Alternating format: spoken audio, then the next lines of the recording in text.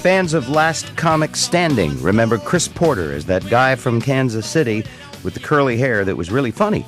Chris has become a familiar face on the Seattle comedy scene. Porter, welcome back to Seattle on the Bob Rivers Show. Hello. Thanks, bro. Thanks for having me. It's a blast. It's good to be back in Seattle. Mm-hmm. Are you travel alone? You're a single, right? I am single, which, is what it is. I found this out, sucks being a single guy. It's fun for girls. It's nothing but free drinks and attention.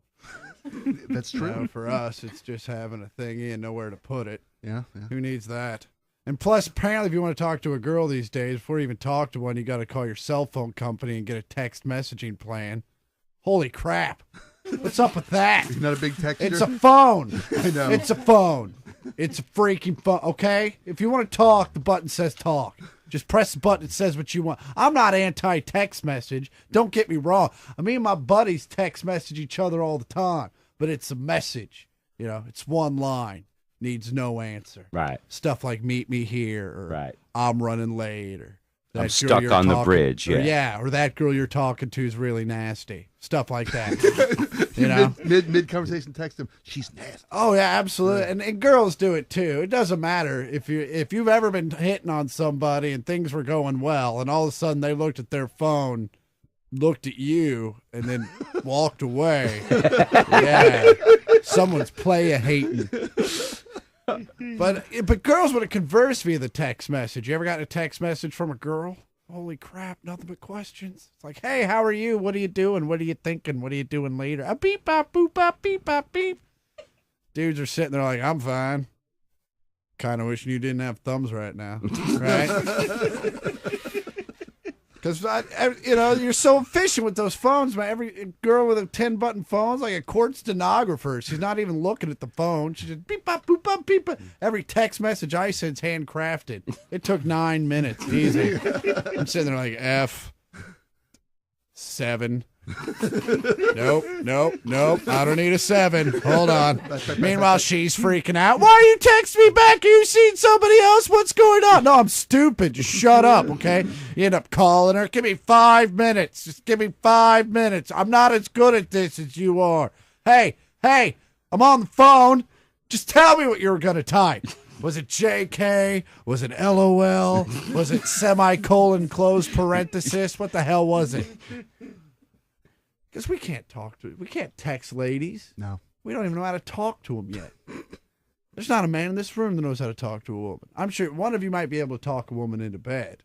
I'm not one of those guys. No. That stuff's like a Rubik's Cube to me. I'm like, hey, look, I got a side. Crap, there's 5 more. Crap, it's 1:30. You know what? Screw it. I'm going home. But so you're single. I am single. Chicks, man. Chris Porter, did you just come here from Houston?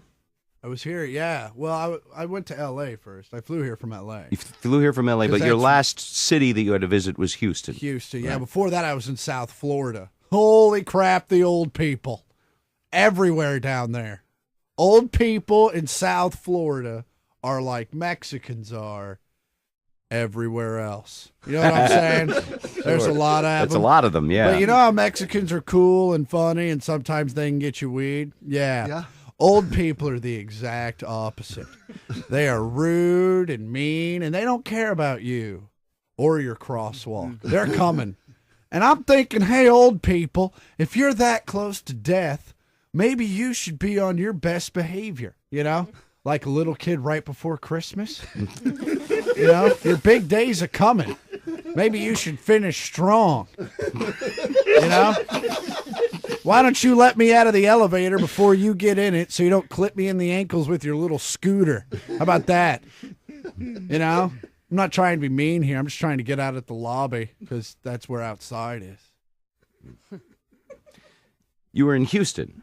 I don't have any jokes about Houston. Oh, okay. The guy just asked me where I'd been before. I was like, I was in Houston earlier. Now, did the old people come? There's no funny in Houston. Did the old people come to your gig, or you just? Yeah, it's really? South. Well, they got nothing else to do because it's South Florida. Mm-hmm. You either got the beach or you got and it's not the comedy club that I played where I wrote the joke was inside a seafood restaurant. Oh. So, living the dream.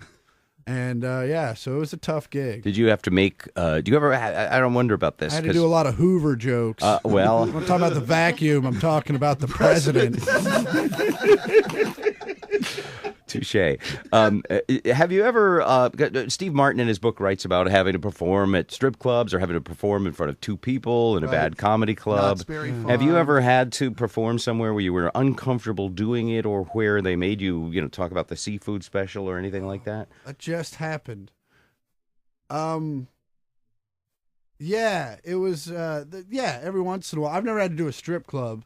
I've done comedy clubs that used to be strip clubs, but I've never actually had to do it was never like, hey, check out boobies. Now Chris Porter. It was never that kind But of it used to be that way a while back in comedy. Yeah. The craziest thing I did was the comedy club in Kansas City. The open mic night was struggling, and we were having trouble getting people in. And one night all of a sudden, 200 people showed up to the open mic night, and it was to see this girl/guy. She was a transsexual or whatever, and they were all there to see her, him, whatever. And so they decide, the owners, because they were drug addicts, decide, well, what if we get more of these transsexuals in, and we can do a half comedy, half transsexual show. And there's a name for that kind of show. What do you call it? Freaky. Weird.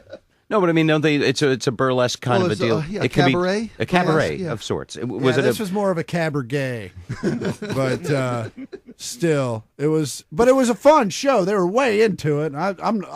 And some of them are pretty amazing looking for being not what they... No, they all pretty mannish. Oh, this is Kansas City. This is Kansas City, not This LA. wasn't Craigslist. Okay, this was Kansas City. Okay, they look like the Bud Light commercial girls. Absolutely. Okay. Except they're lip syncing ABBA. So deal with... But yeah, so you'd have to follow some dude dressed like a girl singing ABBA, and now I got to go up there and tell my jokes about how I can't meet women. So eventually, and this is, I'm dead serious, this happened. I eventually, as a big joke, I took paper stars and put them on my nipples.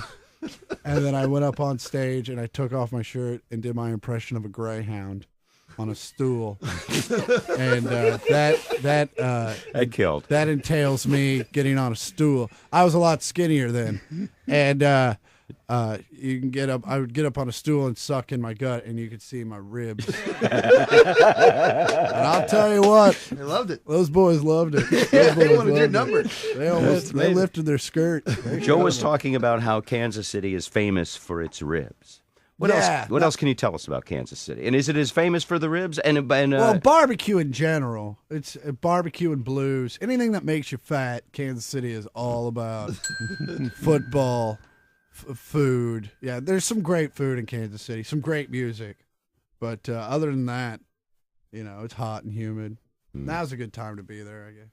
Did you have a nice growing up family life? Yeah, my family's great, man. You have a normal family? Normal family. Brothers and my sisters? parents are still together. Wow. My mom and dad have been together for 31 years. And that man can still talk to that woman face to face, piss her off, and have no idea how the hell it happened at all after 30 years. That's nice. And you'll see my dad in another room 20 minutes later reworking the whole scenario, trying to figure out what happened. But Dad's smart. Dad realized Mom's mad. He gets out of the room because that's what you do. When a woman's mad, you leave. You leave. Give her space. For the first 20 minutes, it doesn't matter why. It's like right before a tsunami. You don't ask questions. You just head for the hills. I don't know if you saw that video from Singapore, but you do not want to be the dude standing on the beach going, "Hey, everybody, where'd all the water go?" With a camcorder. Yeah, where's everybody going? Why are all the locals running?